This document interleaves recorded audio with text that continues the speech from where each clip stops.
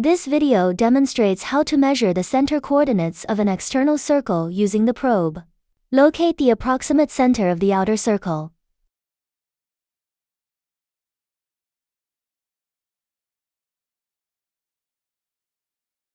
Record the current x and y positions into the G59 coordinate system.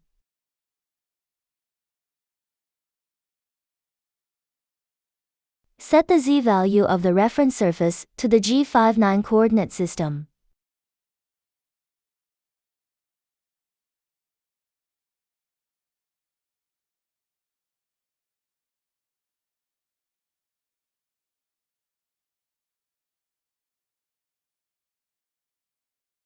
Select the OutCircle program.